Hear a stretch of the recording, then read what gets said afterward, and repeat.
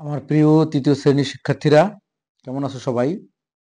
আলহামদুলিল্লাহ, আমি ভালো আছি। তোমরা ভালো আছো অবশ্যই, তাই না? তো আজকে আমরা বাংলা বইয়ের পাঠ 10 বাক্য পড়ি ও লিখি। বাক্য পড়ি ও লিখি। অ্যাকচুয়ালি এই পাঠটা আসলে ব্যাকরণিক একটা পাঠ, হুম, যেটাতে আমরা ব্যাকরণ শিখবো, একটু ব্যাকরণের কিছু নিয়ম শিখবো এখানে। পৃষ্ঠাটা হচ্ছে 31।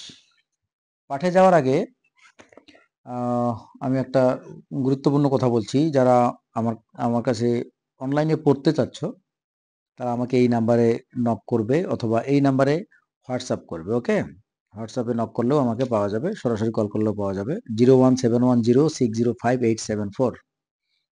ওকে, ইতিমধ্যে আমি পড়া শুরু করে দিয়েছি। আহ, যারা পড়তে আগ্রহী তারা আমাকে নক করবে। ওকে, আচ্ছা, এখন দেখি বাক্য পড়ি ও লিখি। বাক্য পড়ি ও লিখি, খেয়াল করছো? ব্যাকরণ বা ইংলিশ গ্রামার কি, এটা অনেকটা একই রকম জিনিস। বাক্য পড়ি ও লিখি, কি বলবো? Let's let's read and right, তাই না? Let's read and write the sentence. The sentence, কথাটা তো এরকম, তাই না? Let's read and write the sentence. বাক্য পড়ি ও লিখি। ওকে, লেটস রিড। পড়ার কথা বলা হয়েছে। মামা, মামা আপনি কেমন আছেন? চাচি, চাচি আপনাকে অনেক ধন্যবাদ। বন্ধু, বন্ধু তোমার বাড়ি কোথায়? এখানে একটা জিনিস খেয়াল করো, তোমরা কেমন করে লিখবে বা পড়বে। এখানে প্রথম বাক্যটা, প্রথম সেন্টেন্সটা, এখানে কোশ্চেন মার্ক আছে, প্রশ্নবোধক চিহ্ন আছে। দ্বিতীয় সেন্টেন্সটাতে কি আছে?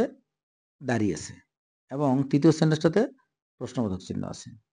লেখার বেলা এখন আমাকে এখানে তোমাকে লিখতে বলছে, আপা, আপা আমি আসতে পারি?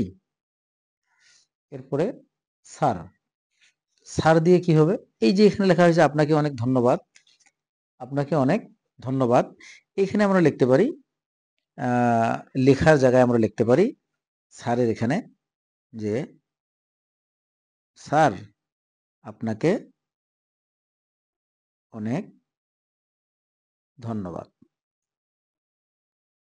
স্যার আপনাকে অনেক ধন্যবাদ। ওকে, এই যে আমাদের এটা কাজ গেল।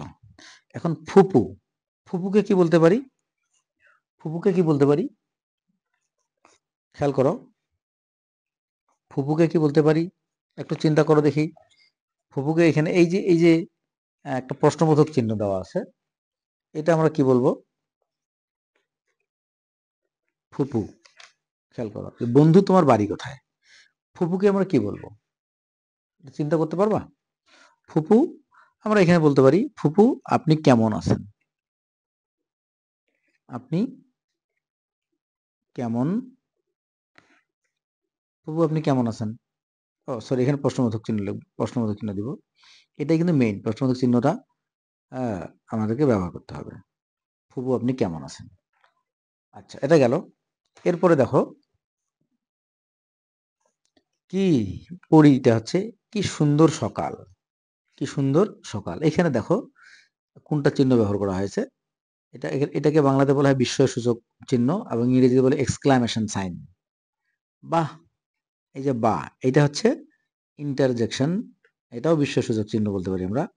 বাহ, দারুণ খেলেছো। কাউকে আমরা ধন্যবাদ দেওয়ার সময় বা এরকম দেওয়ার সময় আমরা এটা বলি, ঠিক আছে? কংগ্রাচুলেশন করার সময় বাহ দারুণ খেলেছো।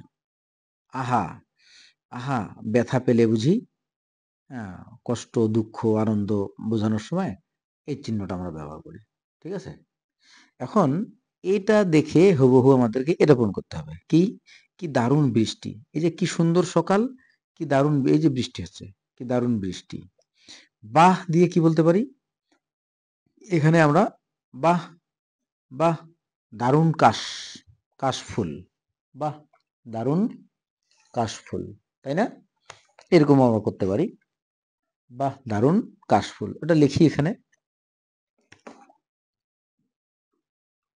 বাহ। খেয়াল করো, এই যে বাহ দিয়ে একটা চিহ্ন দেওয়া হয়েছে, এই চিহ্নটা এক্সক্লামেশন সাইনটা আমরা লিখতে পারি দারুণ কাশফুল।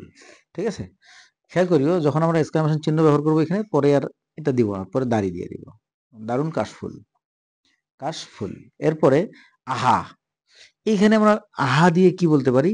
এই যে বাড়িটা আছে, লক্ষ্য করো, এই যে এখানে বাড়িটা, চতুর্দিকে নদী, নদী ভাঙ্গনে বাড়িটা একদম শেষ অবস্থা। ঠিক আছে, নদী ভাঙ্গনে বাড়িটা শেষ অবস্থা। তাহলে আমরা ওখানে কি লিখতে পারি? ওখানে লিখতে পারি আহা নদী ভাঙ্গনে, নদী ভাঙ্গন যদি না হতো, কি নদী ভাঙ্গন যদি, আহা নদী ভাঙ্গন যদি, এই যে আহা ব্যথা পেলে বুঝি, এখানে আমরা লিখতে পারি আহা, এই যে আহা নদী ভাঙ্গন যদি না না হতো, আহা নদী ভাঙ্গন যদি না হতো। ঠিক আছে, এই কথাটা আমরা এখানে লিখতে পারি। ওকে, এই যে আহা দিয়ে কমা দিয়েছি আমরা, এখানে এই চিহ্নটা দিই, আহা নদী ভাঙ্গন যদি না হতো। তাহলে 31 পৃষ্ঠার আমাদের এতটুকুই কাজ। আর এখানে বাক্যগুলো আমাদেরকে একটু বুঝতে হবে।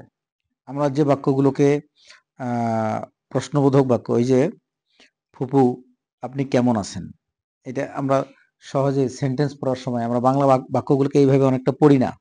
আমরা ইংরেজিতে সেন্টেন্স পড়ার সময় যে হাউ আর ইউ বলি, কি বলি? How are you. এখানে আমরা এই চিহ্নটা ব্যবহার করি। তারপরে আমরা এক্সক্লামেশন হুররা বলি, হুররা, হুররা দিয়ে এই চিহ্নটা দিই, হুররা উই ওন দ্য ম্যাচ। ঠিক আছে, পরে এটা লিখি। তারপরে আরো কি লিখি? বা দারুণ দৃশ্য, তখন কি বলি? How excellent the scenery is, তখন এই চিহ্নটা ব্যবহার করি, তাই না? তো আমাদেরকে চিহ্ন ব্যবহার করার ক্ষেত্রে একটু সাবধান থাকতে হবে, আমরা যাতে এই লিসনটা পড়ে আমরা এই চিহ্ন ব্যবহার করার কৌশলটা একটু বুঝি। ঠিক আছে, তো আজকে এ পর্যন্তই। 31 পেজ ডান, তাই না? আজকে তারিখ হচ্ছে 17/1/25। ওকে, আল্লাহ হাফেজ, ভালো থাকো সবাই, দেখা হবে নেক্সট ভিডিওতে।